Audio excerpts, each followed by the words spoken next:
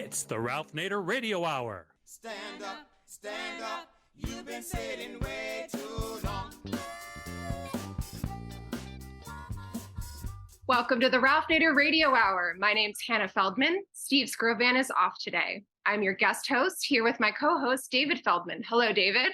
Good morning. And of course, we have the man of the hour, Ralph Nader. Hello, Ralph. Hello, everybody. Get ready for a special kind of show. Our first guest today, Steve McNamara, has been making newspapers for more than 5 decades. He got his start as a reporter and editor, and in 1966, Steve and his wife Kay bought the Pacific Sun, one of the country's oldest alternative weekly newspapers, and they published the Sun in Marin County, California until 2004. When the warden at San Quentin Prison, just down the road from them, revived the prison's inmate-run newspaper in 2008, he assembled a team of volunteer advisors. They helped get it off the ground and mentored the incarcerated men who would be writing and editing the paper, and this team included Steve McNamara. Today, the San Quentin News is the largest prison newspaper in California, and it's distributed to every prison in the state, as well as to independent subscribers. It's also available in its entirety online for free. We'll speak to Mr. McNamara about the unique challenges of publishing a newspaper from inside a prison, as well as the challenges that come with publishing any independent local paper. We'll also talk about how the paper helps build community pride and prepares its staff for the transition out of San Quentin, plus how the San Quentin News program fits into the changing criminal justice system in California. Our second guest will be Peter Lurie, president of the Center for Science in the Public Interest. The CSPI is an independent, science-based consumer advocacy organization. For more than 50 years, they have held industry and government accountable to the public health and advocated for a safer and healthier food system. Mr. Lurie will join us to discuss the center's many victories on behalf of consumers, as well as their ongoing advocacy and education work. Plus, if you're wondering why the United States hasn't ratified the UN Convention on the Rights of the Child, you are not alone. To close out today's show, Ralph will respond to one dubious justification for the United States inaction. As always, somewhere in the middle, we'll check in with our corporate crime reporter, Russell Mokhiber. But first, let's get the latest news out of San Quentin. David? Steve McNamara is a newspaper publisher, editor, reporter, and volunteer advisor for the San Quentin News, a newspaper written and published by those incarcerated at San Quentin. Welcome to the Ralph Nader Radio Hour, Steve McNamara. Well, I'm very glad to be here. Welcome indeed, Steve. Listeners might be interested in knowing that Steve and I were classmates at Princeton, class of 1955. And he has a long career in journalism. For over 30 years, he was the editor of a weekly in Marin County near San Francisco. So I think today people are going to get a view of prisons that is not ordinarily narrated. Most of the information about prisons occurs when there's a expose of especially brutish conditions in prisons, or if there happens to be an uprising, or maybe a contagious influenza sweeping through a prison. But today you're going to get a real upbeat view of what happens when prison wardens have a rehabilitation attitude, and that is expressed throughout this 24-page monthly newspaper called the San Quentin News, written by the incarcerated and advancing social justice is its subtitle. And Steve has been a longtime advisor, and I want to give you, Steve, an opportunity to give people a sense of what this newspaper contains and how it has reduced the recidivism rate to zero for prisoners who have worked on the paper, either writing for it, editing, or layout, or even photography. Give us a sense of the San Quentin News and how widely is it distributed throughout prisons in California and elsewhere? Good questions. When the warden asked me and 2 other newspaper people to get this back off the ground, the warden, a wonderful guy named Bob Ayers, he hadn't a clue as to how to put out a newspaper. He just knew, and he told me that the most important item in a prison is information. And most of the information that's passed around from inmates from, cell to cell or down in the lower yard is wrong. And he wanted to have a newspaper that was not the warden's newsletter, and it wasn't backing up the prison system, but it was simply an expression of the news that prisoners wanted to exchange among each other. And that's what he got. But it took a little while because at the beginning, we just printed 5,000 copies. It was a 4-page paper, and it just went to the inmates in San Quentin, which is the oldest prison in California and one of 34 different prisons. So what had to happen is the inmates who hadn't a clue as how to put out a newspaper had to be taught how to do it. And after 15 years, they're terrific. They really put out a wonderful newspaper. And as Ralph has mentioned, the recidivism rate among the inmates is 0. There by now, at the beginning, there were 3 inmates. Now there are about 30. And actually, the problem that we have is the turnover is terrific because they keep getting paroled or serving their sentences. I mean, that's not a problem for them, but it is a problem if you're putting out a newspaper. And it comes out monthly, and it's now 24 pages? Yes. And the press run is 35,000. It goes to all of California's 34 prisons, plus about 10 other prisons throughout the country. And how's it funded? Not by the state of California. The state of California's prison system provides computers and office space, but all of the ink for the printers, the printing bill, which is the main item on the expense chart, is paid for by foundations. Ford Foundation helps, San Francisco Foundation, some private foundations help.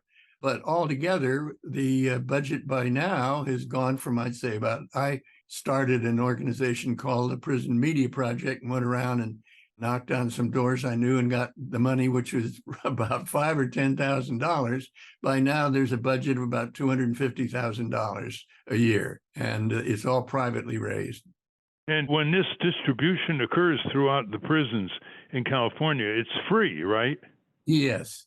That's a kind of a small story in itself. Originally, as you probably know, many people know, prisons are little empires, and the emperor is the warden, and what he decides goes. And many, if not most of the other wardens in California wanted no part of this damn newspaper. And so we had a lot of trouble getting it distributed. But by now, it's become very popular with the inmates throughout the state and with many of the correctional officers as well, because we've made some intelligent decisions. Some was to write personality profiles of some of the better correctional officers and of the programs that take place during the prison. And do the 30 or so inmates who work on the newspaper, do they get any pay at all? The prison jobs sometimes get very tiny amount of pay. Yes, and that's a big understatement. They kind of work their way up to 75 cents an hour. And what about the union? The Prison Workers Union is so powerful in California that it has constantly supported a bigger and bigger budget. At one time, the prison budget of California was equivalent to the amount of the University of California system budget, about $9 billion, and that was some years ago. How does the union weigh in here? They haven't weighed in as a union. Some of the correctional officers embrace the paper, some of them not so much. And that touches on one of the real key points. As the governor has said, he wants the San Quentin to not be San Quentin State Prison, but San Quentin Rehabilitation Center. And he's making some real important movement in that direction. So what needs to happen is not just that inmates in prisons need to behave like civilized people. I think to an amazing degree, they already do that. Not all of them, but a lot of them. The problem, or one of them, is that correctional officers often sign on for the job because it's a sort of a military organization and they want to exert their authority over others. What happened about 6 months ago is that people from this prison went to Norway and had a look at how an enlightened prison system works. And one of the things that astonished them was that the correctional officers in Norwegian prisons just dress like civilians. They don't have big belts and colored uniforms and hats that distinguish them from the inmates. And so what needs to happen if there's truly a change from prison to rehabilitation center is not only do the inmates who are already involved with a lot of wonderful programs, but there needs to be a change in the mentality of the correctional officers as a whole. Well, you actually have an article on Norwegian prison model being adopted by a prison outside of Philadelphia, Pennsylvania. Yeah, well, the Norwegians are doing it right, and there are a lot of people taking notice. I'm sure our listeners now are really eager to know what is in this 24-page newspaper. Before we get into some of the interesting articles, Steve, we're talking with Steve McNamara, longtime journalist, editor, and recent advisor to the San Quentin News. Before we get into the actual articles, is this newspaper online? Yes, it is. It's online at sanquentinnews.com. And as with most stuff online, it costs you nothing to access it. And the whole paper is there if you'd like to have a look at it. All right. And the recent issue in January, you have a page one story where the headline is Judges' Lawyers Get First-Hand Look at Incarceration by Timothy Hicks, a staff writer. What was that about? Well, that's an interesting story. My wife and I have 6 kids, and one of them, back about a little over 10 years ago, was an assistant DA in San Francisco and ran their neighborhood court program. And she said to me one day, her name is Marissa Rodriguez, and she said, "Hey, why do you spend so much time in San Quentin?" And I said, "Well, come have a look." So she came in to the media center to a meeting and was astonished at how smart and enlightened this group of men was. And she said, when we left the prison, "I got to show this to the boss," which she did. The boss at the time was George Gascon, who was the district attorney of San Francisco, now the district attorney of Los Angeles. And George came in and he too said, "This is astonishing. These guys are really on the ball." And another wonderful inmate who died in a car crash after his parole, named Arnulfo Garcia, he and I began to work on something called the San Quentin News Forum. And it works this way. We get about 40 inmates, 40 people from outside, cops, prosecutors, district attorneys, people who are in the system, but haven't had a very positive look at it in some cases. And we have meetings called the San Quentin News Forum. And it's a system whereby we spend a morning at the prison and there's a meeting of everybody in a big room. And then we break into smaller groups of 8 or 10 and talk for an hour and a half, 2 hours, and then reassemble in a big group. And the people there, participants, often cover 3 things. What in their lives got them to where they are, being a cop or being an inmate? What have they learned during this session? And then third, how do they propose to carry what they've learned on as they move forward in life? And I guess one of the high points was the district attorneys of the world, well, of the United States, have an organization, and it has conventions. And it was having a convention in San Francisco about 4 or 5 years ago. And George Gascon, then still the district attorney, said, "Okay, you guys, first thing we're going to do is go to San Quentin prison." And they said, "What? We thought we were going to hang around and chat and have a nice dinner." And they did come and they did participate. There were about 60 of them and a busload of the district attorneys from throughout the United States, New York, Chicago, Baltimore, the works. And I later learned from my daughter that the district attorneys from out the country who had resisted coming to, they thought, Jesus, San Francisco is a wonderful party town. Why am I going to a prison? They spent much of their 3-day convention talking about what had happened to them when they went to one of these San Quentin News Forums. So that's been a very big step in the right direction. Well, years ago, starting, I think, in Nevada, some judges would go and visit prisons to get a look at the end product of their sentencing. And that's still going on for San Quentin. You have judges, not just district attorneys, right? Correct. There are judges, there are cops, there are prosecutors, there are defense attorneys. And the reason it's a sort of a wonderful and enlightening step is this. Most people in the criminal justice system think that it goes this way. Somebody breaks into a house and then they get caught and they go before a judge and they get sentenced and they disappear. And as far as many, many people in the criminal justice system are concerned, that's the end of it. These people have disappeared. We don't need to worry about them anymore.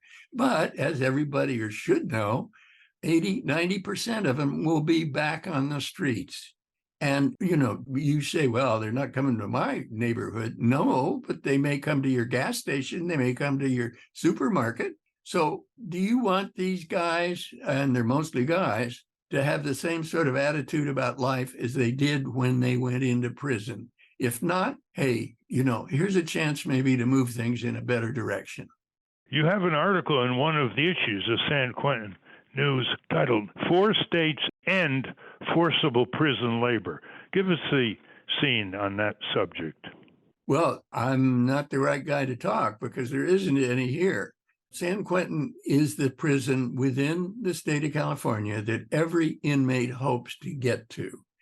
And the reason they do is because San Quentin has about 70 or 80 programs, ranging all the way from Alcoholics Anonymous to Shakespeare productions.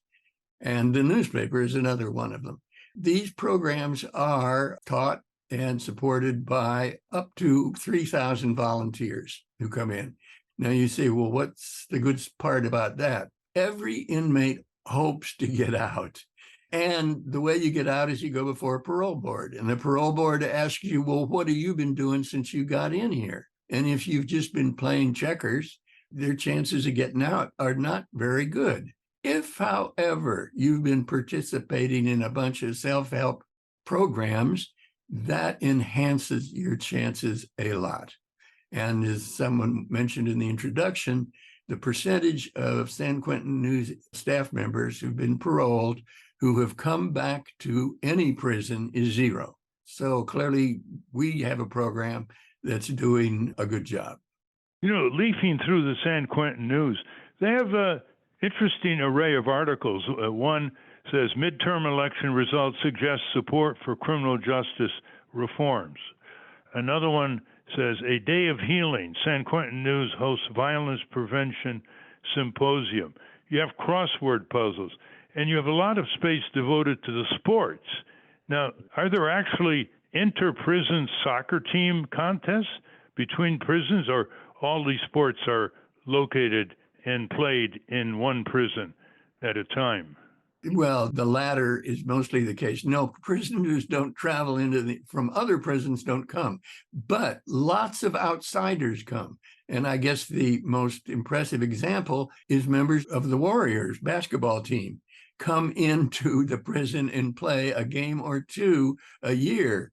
And they are fiercely fought basketball games, and often the prison team wins. Now, this is not Steph Curry may come in, but he won't be playing. But there will be members of the Warriors operation who will indeed be on the team.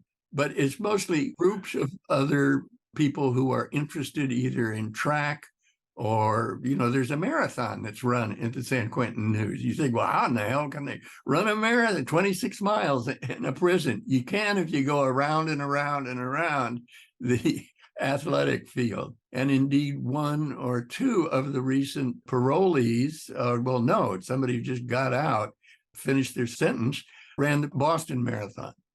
Well, you have some fascinating features, Steve. One I just caught my attention. Hawaiian Youth Corrections eliminates imprisonment of girls. Shift in policy and practice focuses on girls' history of trauma. Then you have another one, California prisons' role in aviation history. Planes, dirigibles, mechanics are all part of the Correction Department of California history. Do any of these articles get picked up by the mainstream or progressive press around the country? Do you ever have television crews coming to interview some of the editors and reporters? Well, the latter is yes. We do have a lot of sort of famous media people who come through. One of the things, though, that happens is that the inmates who start out not having a clue as to how you write anything more than a letter to your mother, they become really good writers. And they find they don't get paid much writing for the San Quentin News, but a lot of them write stories that wind up in the Washington Post or the Atlantic Magazine or a place like that. So there is that exchange of news that comes from San Quentin, but it's not stories that we run get picked up, but the writers that we develop find themselves able to get jobs as freelancers for outside publications. Well, just to increase the variety of articles conveyed to our listeners, Steve, you have an article, Canine Rehabilitation Programs Prove Successful. And another one on the same page of the April issue, Wild Horses, Prison Farm Employs Gentling Method to Reshape Horses, Humans. What are those about? Well, there are not a lot of wild horses that come in San Quentin. I think they're probably talking about programs in other prisons that deal with wild horses. But there are, as I said, there are perhaps 70 or more different programs going on in San Quentin. And in fact, if you talk to an inmate in San Quentin, and I suppose other places, to program is a verb. And when you get to prison, if you want to get out before too long, you program. And it means what you do is you take yourself into a variety of programs that draw out your better qualities. You also have an article called Basic Act Takes Aim at Canteen Price Gouging. SB 474, a bill California Senator Josh Becker hopes to eliminate excessive markups on commissary items. You mean consumer gouging occurs at San Quentin? Yeah, well, it occurs at prisons throughout the United States and perhaps the world. Yes, the prison system will contract with some provider there's a catalog, and you can get sneakers and you can get all kinds of stuff through these catalogs, food, whatever. Not perishable food, but food. And the company that has the concession to provide these things, it's been traditional that they really screw the inmates with excessive prices. And so now some of the inmates are standing up on their hind legs and saying, come on, you shouldn't charge this much money for a sack of popcorn or whatever. That's ridiculous. And they're making some progress. There are two articles that I just want you to summarize briefly. One is called Second Chance Month, Highlights the Power of Personal Transformation. And the other is Proposed Amendment in Sacramento would restore voting rights to incarcerated people who are still in jail. Well, I think what they're hoping is that things will move in the right direction in the ways you just imagined. There is a good deal of coverage of what's going on politically within the state of California and the prison system. I should mention the fact that the paper is supported financially from the outside. People might say, well, is it censored? Not in the sense most people would say censored. The public relations office at San Quentin, which has been led by some really enlightened, wonderful people, has a look at the paper. But mostly what they're looking for is mistakes in reporting on events that have taken place within the prison bureaucracy. I mean, if somebody's got it all wrong, they'll say, I think you guys ought to look at this again. That's not exactly the way it happened. But there is no real censorship in the sense that there's some editor with a red pencil who's going through the paper and crossing things out. That's not really allowed. Like the founding statement from Warden Bob Ayers was, this is not the warden's newsletter. And so that's occasionally there'll be somebody in prison headquarters in Sacramento who will want to sort of exert some authority, but we'll fight back. Indeed, some years ago, And I got on the phone with the people in Sacramento and told them, you got to remember what we are. We're independent. And they kind of gulped hard and said, yeah, I guess that's really the way we should be viewing this. well, there you are, listeners. The U.S. has the highest percentage of people in jail per capita of any country in the world, way ahead of various dictatorships. And I think Steve has provided you with a broader view of what's going on in some of the more enlightened prisons, and you can draw your own conclusions where you live and reside in terms of the prison conditions in your state. Anything else you want to say, by the way, that we didn't cover? Well, I do think that while the prison system in America is horrible, taken as a whole, I think that in various places, in San Quentin being one, California being one, there's movement in a good direction. And in the past years, there's been a lot of backsliding, but I don't think that's how you would characterize the situation these days. Well, unfortunately, we're out of time. Steve, this has been very engrossing. Thank you for sharing your experience here. Can you tell our listeners once again how they can access the San Quentin News on the internet? And what if they want a print copy? Is there a subscription by outsiders? Yes. Easily answered. One is if you want to read it online, you go to sanquentinnews.com. San Quentin News is all one word, no dots in there, .com. And there is the newspaper. And the newspaper will show you how you can subscribe to it. But you basically make a contribution to its livelihood, and you'll get the paper in the mail. On that note, thank you. We've been speaking with Steve McNamara, a longtime advisor to the San Quentin News, but over a long career in journalism as editor, publisher from coast to coast. Thank you very much, Steve, for your lifetime of work, and continue on. Well, thank you very much for the opportunity. We've been speaking with Steve McNamara. We will link to the San Quentin News at ralphnaderradiohour.com. Up next, we'll get an update from our food and health watchdog, the Center for Science in the Public Interest. But first, let's check in with our corporate crime reporter, Russell Mokhiber. From the National Press Building in Washington, D.C., this is your Corporate Crime Reporter Morning Minute for Friday, September 1, 2023. I'm Russell Mokhiber. The Department of Transportation has fined American Airlines $4.1 million for violating federal law prohibiting tarmac delays of 3 hours or more on domestic flights without providing passengers an opportunity to deplane. The department's investigation found that American kept dozens of flights stuck on the tarmac for long periods of time without letting passengers off. The department is ordering American to pay the largest fine ever issued for tarmac delay violations and cease and desist from violating the law. The fine is part of the department's unprecedented effort to ensure the traveling public is protected, including returning more than $2.5 billion in refunds to travelers. For the Corporate Crime Reporter, I'm Russell Mokhiber. Thank you, Russell. Welcome back to the Ralph Nader Radio Hour. I'm Hannah Feldman, along with David Feldman and Ralph. What has the Center for Science in the Public Interest been up to? David? Dr. Peter Lurie is president and executive director of the Center for Science in the Public Interest.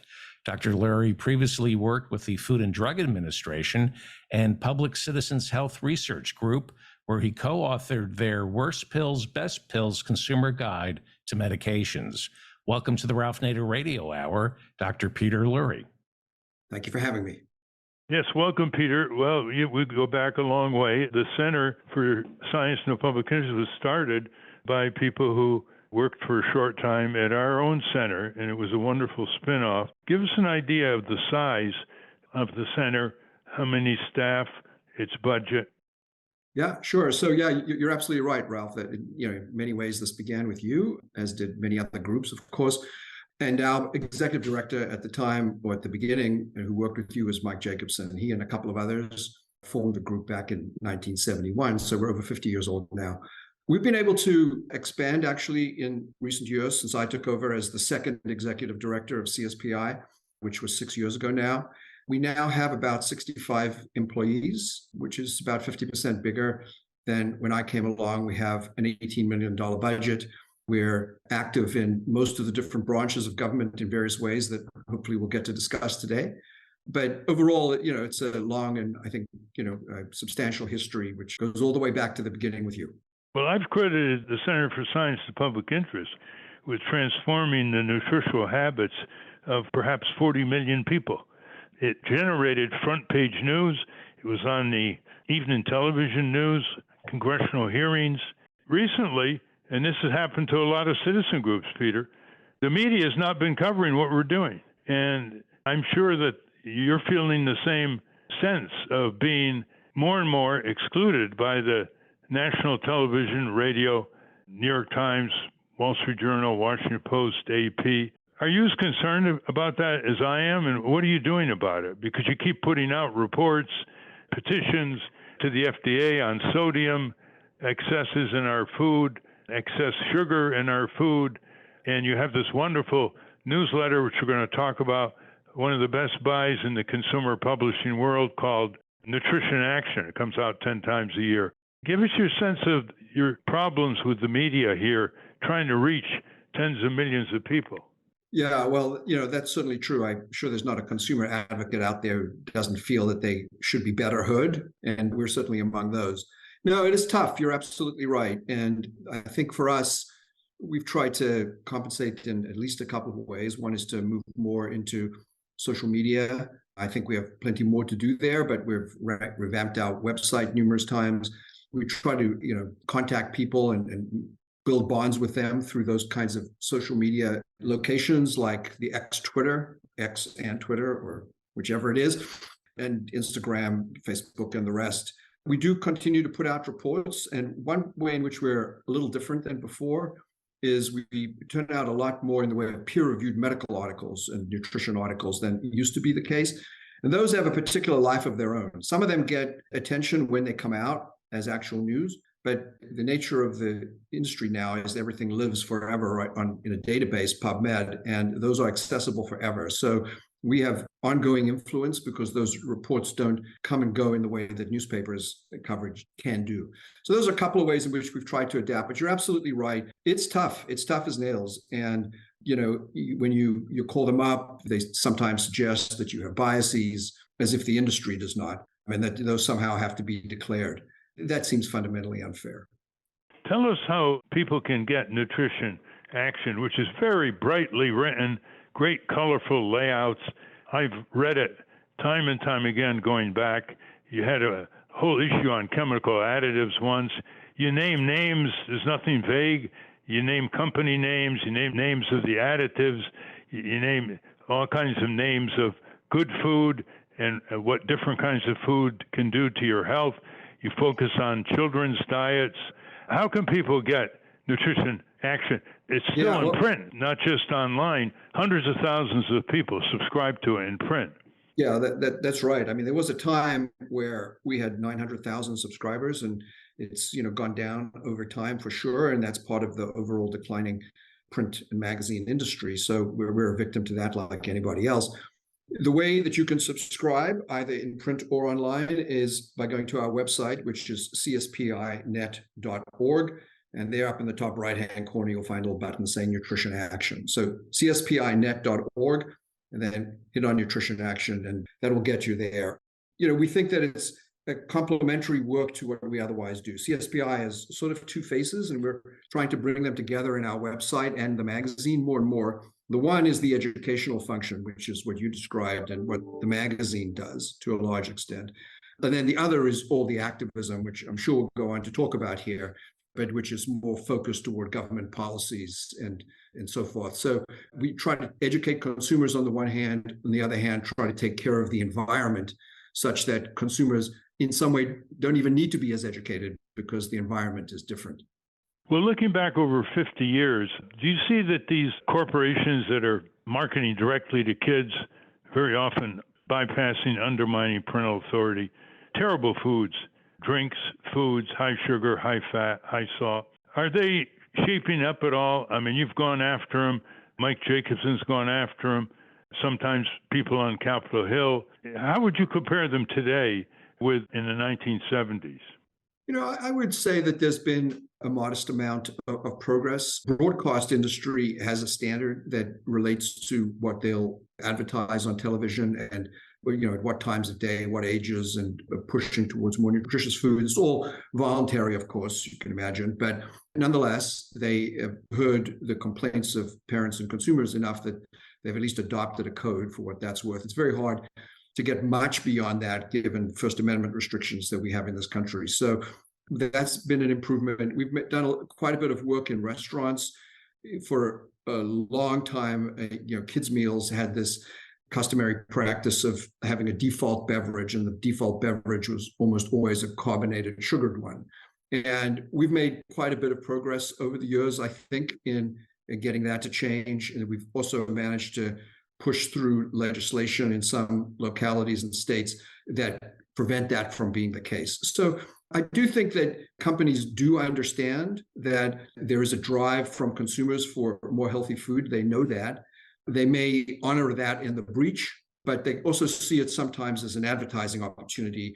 And so they'll push forward, trying to highlight these changes. Sometimes the changes are trivial and they highlight them all the same, don't get me wrong. But I think if you take the 50-year perspective on things, I think that mild progress has been made in the interim. And you see people looking in the store, at the labels in ways that were literally impossible 30 or 40 years ago. So that's very heartening. The next step in labeling, though, for us is something called front of package labeling. And what that tries to do is to distill the essential information on the most important nutrients that people typically overconsume from the side nutrition facts panel and then move it to the front of the package. Perhaps, ideally from our point of view, with some indication of whether you're too high or perhaps too low in that particular nutrient. And this is the kind of cutting edge of food labeling internationally. Interestingly enough, most of the work has been done in Latin America, and they've had very good results. In most of the countries that have adopted this front of package approach, there have been decreases in sodium consumption, decreases in added sugar consumption. And in Chile, at least, even more encouragingly, there's been reformulation of products to take out added sugars, because otherwise they're going to wind up with a sign saying that added sugars are too high.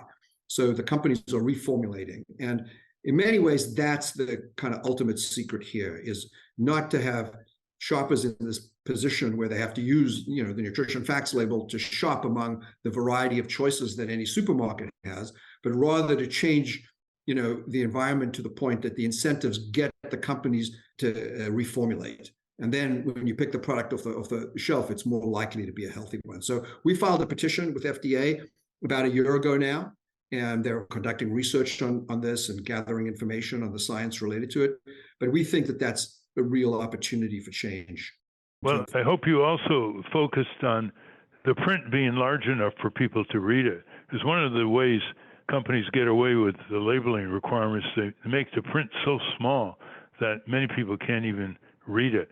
Or you put it up against a background such that you can't tell the print from the background anymore. It's just literally legible. But these are standard tricks, as you can imagine. Yes, that too.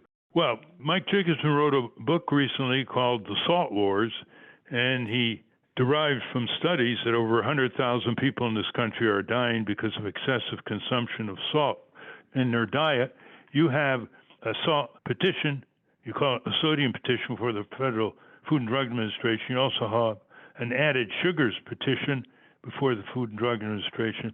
Give us an appraisal of this regulatory agency that you worked for once, and whether it's being subjected to adequate oversight and budgeting and staffing in the food regulatory area by the Congress.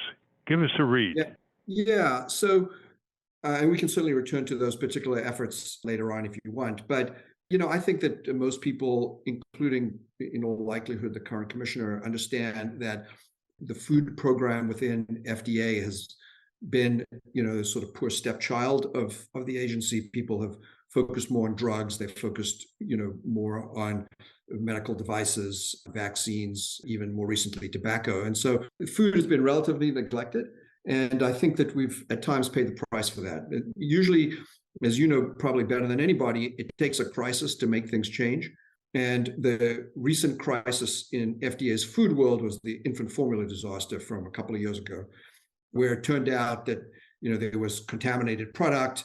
The company actually knew about it. They destroyed the product rather than telling the FDA. Eventually, more product with similar contamination cropped up, and that resulted in a massive recall, which was superimposed on the pandemic. And the next thing, we had empty shelves and parents who were only feeding their children with infant formula without adequate access to that very product. So that has forced a reconsideration of food at FDA, long overdue, I would say.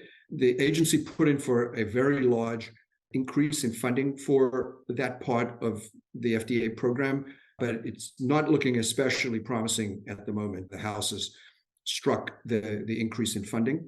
So we'll see what can be done on the Senate side, but it's not looking especially good. The agency also elevated the food function within FDA to a higher level, technically speaking, than drugs or tobacco at this point. So I think that the message as a result of this crisis has gotten through, but it's really after decades of relative neglect. Well, how do you characterize the food industry lobbying in Congress? Before the Republicans took control of the House, there was not much going on there. It's quite surprising because there's so many issues that grab people back home, which are their constituents. School lunch nutrition standards, for example, being some, and as well as the usual lack of teeth in the meat and poultry inspection laws, the fish inspection laws.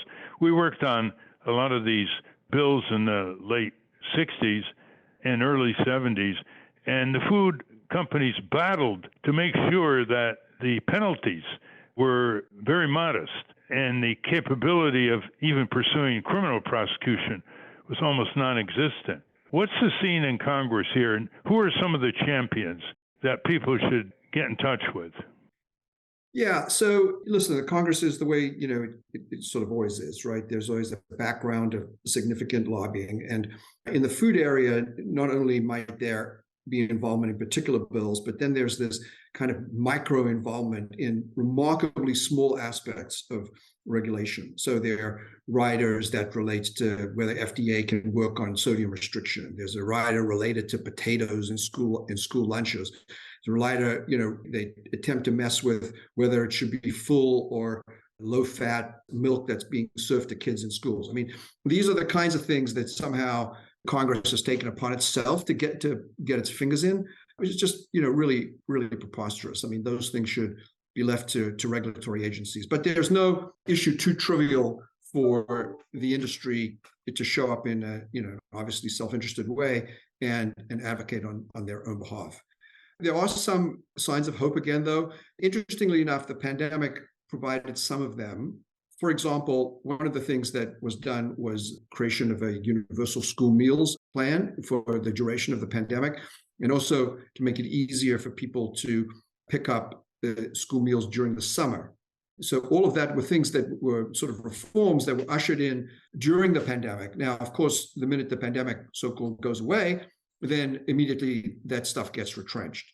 And so despite what I think were programs that were very, very popular, those have now disappeared. And so we've had to turn instead to the states to try to get them to implement universal school meals, which we believe in. And Maine and California have actually done that. A number of other states are trying to do that. But really, all of this should come from the federal level. And the Republicans in Congress mostly are, very often opposed to those kinds of things as a, claim of government overreach.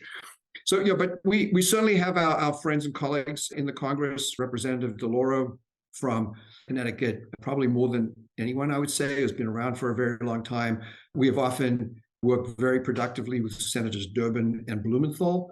And the sort of rising star in this area has been Senator Booker, who has a very strong personal story with respect to nutrition and is very engaged in these issues as well. So there are people who are involved, but unquestionably, certainly from a financial point of view, the advocacy side is hopelessly outgunned by the industry. And the only real hope for winning is a well-made, well-presented argument and having the science on our side, which we do. Don't you think that groups like yours should be more forceful in throwing these companies against the wall of the criminal behavior that they have engaged in? And do you intend to expand your litigation capacity to get some of these issues in the courts that are ignored by the corporate indentured members of Congress? Well, look, you can avail yourself only of the laws that exist, right? And as you point out, they largely don't. So, that's tough. Now, we do have a litigation department at CSPI. Historically, what is done is engaged in tort litigation, class action cases, almost all around some kind of mislabeling, right? So where a company makes a claim that, isn't justified, or they label or put text on their or pictures on their product in such a way that, for example, suggests that there's a boatload of fruit in there when there's actually concentrated juice extract or something, right? That's a kind of common thing, and one can win judgments against companies in certain instances under those circumstances. And we've had some luck in the whole grain area in particular, and we've even made some useful law. What we've tended to do, though, in recent years, after I consulted with a number of people who used to work for you, Ralph, is to move a little bit more away from that kind of work, although we do still do it, and more in the direction of administrative procedure type cases. So procedural questions sometimes substantive ones, but more that relate to what government policies are and our ability to challenge those. So the one where I told you we got the school meal provisions from the Trump administration overturned is a really good example of that. We got something called the Sunset Act or provision, whatever it was, overturned. I think you may remember that was something put in place by HHS during the Trump administration that would literally have required every single regulation within HHS to be revisited and rejustified every 5 years. Which, given the fact that there are about 17,000 of those rules, just completely and utterly impossible, and basically a guarantee that in the absence of renewal, the rule would simply disappear. And these would have been rules that related to food, but rules that related to drugs, that related to the Center for Medicaid. All these things would have just literally evaporated for failure to renew them using a substantive and very time-consuming process every 5 years. Impossible. So we've done that kind of work more recently, Ralph, and using the Free Information Act a bit more, those kinds of things. And we're thinking that in the long term, that's probably the more effective approach.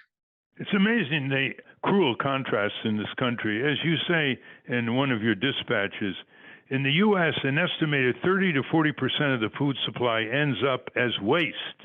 Mm-hmm. Meanwhile, more than 10% of U.S. households were food insecure at some point in 2020. There are millions of kids who go to bed hungry at night in the U.S., and yet the food is piled up and much of it goes into waste, which is an environmental problem as well. Well, I want to ask you about imports. There was some period in the past where the dollar value of food imports into the greatest food producer in the history of the world, the U.S., equaled or slightly surpassed the dollar value of domestic food production. How are you dealing with health and safety hazards and deceptive marketing relating to the huge importing of food in this country?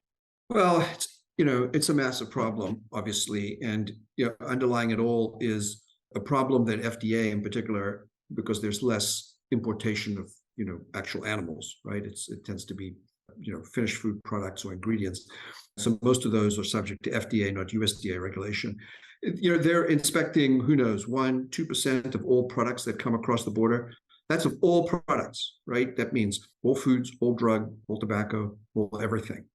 And there's just, that's the underlying problem. So you're never even close to being able to, in a meaningful way, inspect any FDA-regulated product that comes across the border. And in order to do so, you'd have to have a vast increase in resources, which I'm not aware anybody is seriously contemplating at this point, even though they should. So, you're right. And in those ways, all kinds of things can get into the U.S. marketplace. That dietary supplements can be a special problem in that area because some of them are made in facilities that may not be able to exclude heavy metals. And so certain categories of supplements have been shown fairly reliably to have lead or occasionally mercury within them. So, you're right. It's just a huge problem. But in some ways, even bigger than food. That's the unfortunate fact. Well, the imports of food from China have been shown to be contaminated peanut butter, for example, in part because they grow food next to polluted environments, and whether it's air or water pollution. And how confident are you that that organic label, that USDA organic label, is actually reflected in the food that the label is attached to, first in the U.S. and then abroad? The organic label, in an ironic way, is one of the more dependable parts of food labels in this country, by which I mean other things that you customarily see, like healthy, natural, phrases like that, those go without definition. Organic at least has a definition, right? You can go to the USDA's website and find it, and it speaks about GMOs and it speaks about pesticides and so forth and so on. And so at least in principle, there's a mechanism for enforcing those requirements. I'm not here to say that they've been well enforced because I simply don't know. I'm just here to say that that is the one that is actually in the Code of Federal Regulations, right? It's really there and can be enforced. The healthy and natural stuff is, a wholly different thing. FDA is trying to define healthy now, and we've submitted comments on their proposal, which actually looks okay. It's a voluntary approach, though, so that's a huge problem in and of itself. But those kinds of claims I have zero confidence in, because there's just no way to regulate them unless they make a claim so outlandish that somebody brings a class action lawsuit against them, which might get things changed. And I do want to emphasize one thing. CSPI is one of the few groups remaining that doesn't take money from corporations at all. We don't take advertising and nutrition action. We take money from the government only in as much as it supports sort of limited research efforts, and that it comes from the NIH as opposed to the agencies that we lobby. So, we do very much hold dear to Mike's original vision of this, and some of the other groups that were formed under your aegis that still stand by that approach to things. It makes it hard, I will just say, not having advertising certainly makes life a bit more difficult than it would be. But from our point of view, that's absolutely critical if we're ever going to have credibility and ability to be seen as honest brokers in this space. Even though we've had some opportunity to take corporate money over the years, we've turned it down, and I plan to continue doing so. Well, we're going to have to conclude. Can you give the contact number people can subscribe to Nutrition Action, which I would strongly recommend they do, and any last point you want to make that we haven't covered? Yeah, well, thank you, Ralph. Yeah, no, I think that the best way to become a subscriber to Nutrition Action would be to go to our website, cspinet.org, and to click on the Nutrition Action button. There you'll see not only information from Nutrition Action itself, but the whole array of activist activities that I've described on this call, and any number of opportunities for people to get involved, to sign petitions, to participate with action alerts, to exhort their members of Congress or regulatory agencies to take the actions that we're seeking. So, no, I think we've certainly covered a lot of stuff. I do want to say that, we have, in recent years, we've tried to put more emphasis on the sort of access and hunger and equity issues that relate to the food system, not just the ones so much that we've talked about, but additional ones. And we're reaching out to some of the hunger groups to try to form a stronger movement within food. So our work is increasingly informed by those kinds of equity and sometimes racial concerns.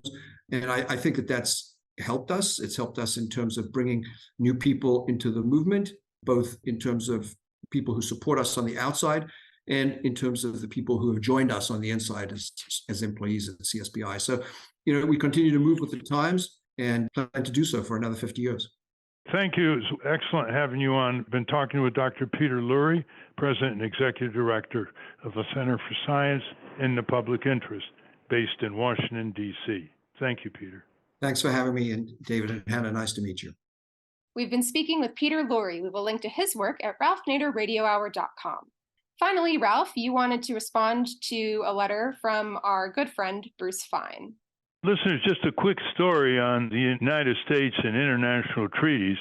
There are so many treaties that the vast majority of nations have ratified, and we as a country have not. But the most remarkable one is about to be described briefly by David. This is a quote from a friend of yours. Quote, "The United States is the sole nation in the world that has refrained from ratifying the Convention on the Rights of the Child. No U.S. president has even submitted the treaty for Senate ratification. Opposition stems from a belief that the convention interferes with parental rights to raise children." Imagine, listeners, all the countries that we've had very good relations with and what we call the Western democracies, they don't seem to have any problem with this treaty interfering with parental rights to raise children. In our country, we don't have any laws that interfere with rapacious corporations trying to raise our children. As written about recently by Harvard psychologist Susan Lin in her book, Who's Raising Our Kids? Big Tech, Big Business, and Our Children's Lives. 6 hours a day, they're separating these kids on these addictive iPhones from their parents, community, and nature, selling them horribly damaging things to their health, mental and physical. And nobody seems to be worried about that while they're being worried about ensuring no ratification, not even hearings in the Senate, on the Convention on the Rights of the Child.